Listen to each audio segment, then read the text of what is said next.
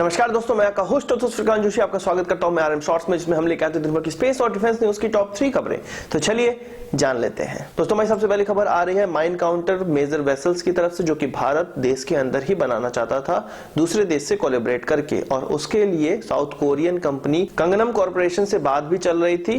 12 इस तरह के वेसल भारत को बनाना था, उसके लिए 32,000 करोड़ रुपए की डील चल रही थी। तो उसके लिए अब खबर निकल कर आ रही है कि यह डील कैंसिल हो गई है, बातचीत बीच में ही रुक गई है, क्योंकि जितने प्राइस पे भारत चाहता था उतने प्राइस पे साउथ कोरियन कंपनी नहीं आई। साउथ कोरियन कंपनी को गोवा शिपयार्ड के साथ मिलकर इन प्रोजेक्ट पे काम करना था, और भारत के अंदर ही कुछ 12 इस प्रकार के वेसल्स बनाने थे जो कि माइंस का पता लगा सकती हैं, समुद्र के अंदर लगी माइंस का पता लगा सकती हैं और उनको बर्बाद कर सकती है। यहाँ पर मैं आपको बता देना चाहता हूँ कि भारत के पास अभी 6 इस प्रकार के वेसल्स हैं जो कि सोवियत यूनियन एरा के थे, जो कि 1970 में भारत ने उनसे खरीदा था, और यह अब डीकमीशन होने वाले हैं। 2018 से 20 के बीच में ये 6 डीकमीशन हो जाएंगे। और इस बात पर बहुत हंसी आती है कि 2020 के बाद हमारे पास कोई भी इस प्रकार के वेसल्स नहीं रहेंगे, यानी कि कोई दुश्मन देश हमारे समुद्री क्षेत्र में माइंस लगा दे तो हम उसका कुछ नहीं बिगाड़ पाएंगे। और यदि यह डील हो भी जाती, हम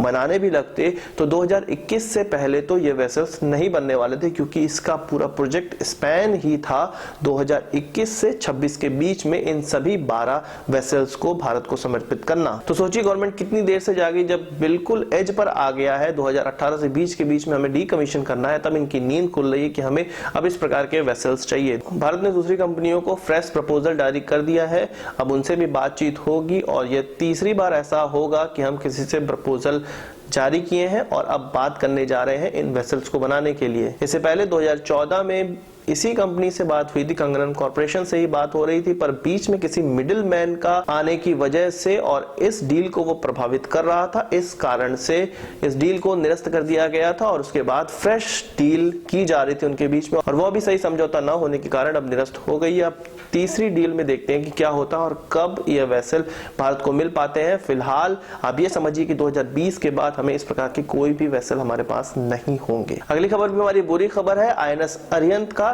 एक्सीडेंट हो गया है। इतना बड़ा एक्सीडेंट नहीं है, पर कुछ दिनों तक इसको बंद ही रहना पड़ेगा और ये पोर्ट पर ही रहेगा और इस पे रिपेयर वर्क किया जाएगा। न्यूज में निकल कर आया है सामने कि 10 महीनों तक इसके प्रपल्जन कंपार्टमेंट में वाटर लॉकिंग रही और किसी को पता नहीं चला, जिसके कारण उसमें काफी नुकसान हो गया है और यह अब चलने लायक नहीं है। इसके रिपेयर की आवश्यकता पड़ रही है। जब नेवी के लोगों से पूछा गया कि वाटर लॉकिंग कैसे हो गई प्रपल्जन कंपार्टमेंट में, तो उन्होंने कहा कि कुछ रियर हैच खुले रह गए और उस कारण से यह वाटर लॉकिंग हो गई। तो इतना सिंपल आंसर तो नहीं हो सकता है मेरे हिसाब से, क्योंकि सभी के लिए कुछ प्रोटोकॉल्स होते हैं। सबमरीन को लॉक करने के लिए प्रोटोकॉल्स होते हैं, ओपन करने के लिए प्रोटोकॉल्स होते हैं, और इतनी क्रिटिकल टेक्नोलॉजी में आप इस तरह की हंसी वाली बात नहीं कर सकते हैं कि एक हैच खुला रह गया और पानी अंदर भर गया और 10 महीनों से वो पानी अंदर लॉक ही रहा और किसी को कोई पता नहीं चला। तो बहरहाल हमारे पास जो सेकंड स्ट्राइक करने के लिए एकमात्र न्यूक्लियर पावर सबमरीन थी, न्यूक्लियर पावर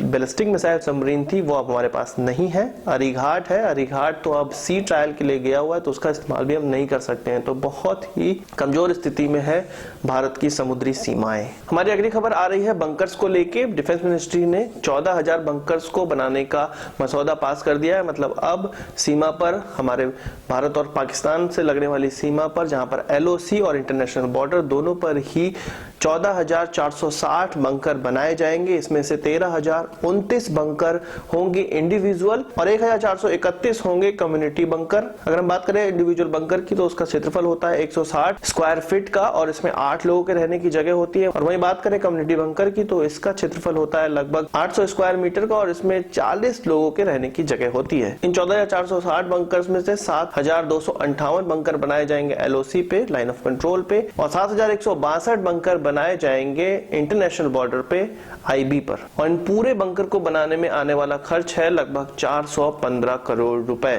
तो बहुत अच्छी बात है कि अब हमारे जवानों को और ज्यादा बंकर मिल पाएंगे। हालांकि यह बंकर कुछ उस तरह के बंकर नहीं होंगे जो कि एडवांस बंकर कहलाते हैं। उनमें इस प्रकार के कंपोजिट मटेरियल का इस्तेमाल किया जाता है जिससे बाहर के वातावरण का उस पर इफेक्ट, अंदर कोई इफेक्ट नहीं पड़ता और गोलियों और बारूद का भी कोई इफेक्ट नहीं पड़ता है। अभी ये फिलहाल मड और कंक्रीट वाले ही बंकर होंगे। तो आज के इस वीडियो के लिए बस इतना ही। आशा करता हूं आपको वीडियो पसंद आया होगा। आपको एक बड़ा थम्स अप जरूर देंगे। इस वीडियो से मुझे कोई सवाल सुझाव तो कमेंट बॉक्स में जरूर लाइएगा और यदि आपने हमारे चैनल पर सब्सक्राइब नहीं किया तो उसे भी कर लीजिए, क्योंकि हम इस प्रकार की वीडियो लाते रहते हैं और आपका सब्सक्राइब करना इस चैनल को बहुत ज्यादा जरूरी है, क्योंकि उसके बिना आप मेरी वीडियो प्राप्त नहीं कर पाएंगे और आपको ऐसा लगेगा कि आज तो वीडियो अपलोड हुई नहीं। नमस्कार, थैंक यू।